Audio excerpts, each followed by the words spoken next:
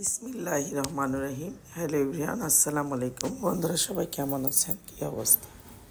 আমি আলহামদুলিল্লাহ ভালো আছি। আমার বড় ছেলে ও আমার হাতের রোস্ট খুব পছন্দ করেন, তাই আমি একটু মুরগি মেরিনেট করে ভেজে নিচ্ছিলাম। আর ওর পছন্দের খাবারটাই আজকে রান্নার তালিকায় রেখেছি।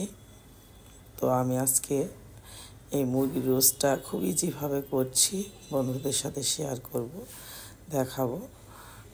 তো বন্ধুরা সবাই দেখবেন, পুরো ভিডিওটা ভালো লাগবে। আমার আরেকটা রেসিপির সাথে আছে,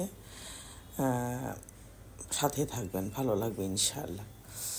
তো আমি মুরগিগুলো ভেজে নিলাম, এরপর রোস্টে যা যা উপকরণ লাগে। আর এই দেখেন আমার বাগান থেকে তোলা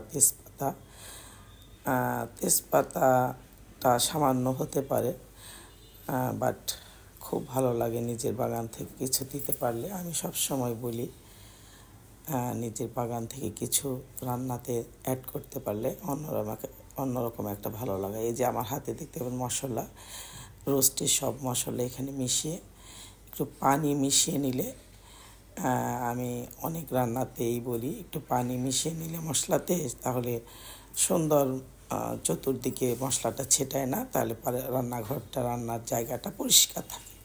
এটা একটা টিপস বলতে পারেন। আমি এখন এই যে ভাজা মুরগিগুলো দিয়ে দিলাম।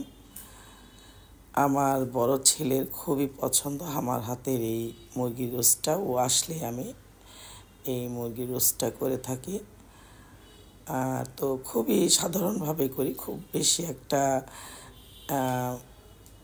উপকরণ দিয়ে করি না। তারপর ওর খুব পছন্দ আমার হাতে এই রোস্ট, তো ও আসলে আমি করি আর কি।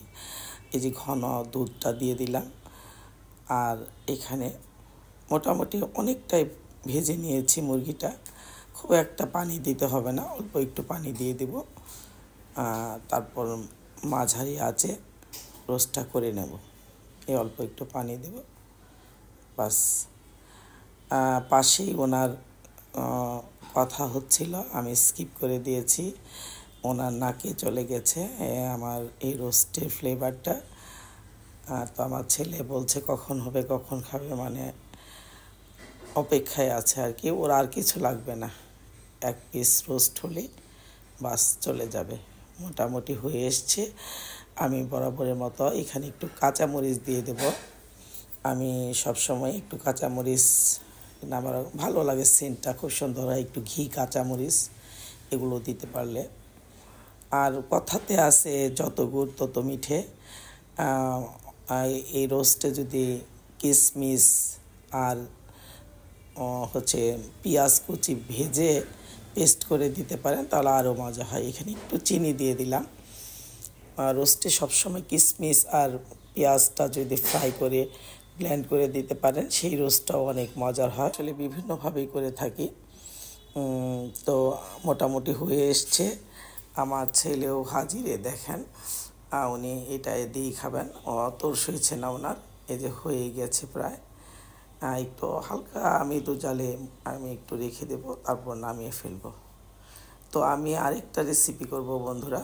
আমি এই রেসিপির ডিটেলসটা আমার বন্ধুদেরকে দেখাবো।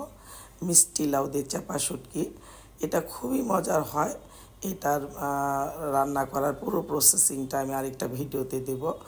আমার আজকের রেসিপিতে মুরগির রোস্ট আর চাপা শুটকি ছিল, আমি তাই আমার বন্ধুদের সাথে শেয়ার করলাম। বন্ধুরা সবাই ভালো থাকবেন, সবাই সাথে থাকবেন, সবার প্রতি দোয়া ও ভালোবাসা রইল। সবাইকে সালাম, আসসালামু আলাইকুম।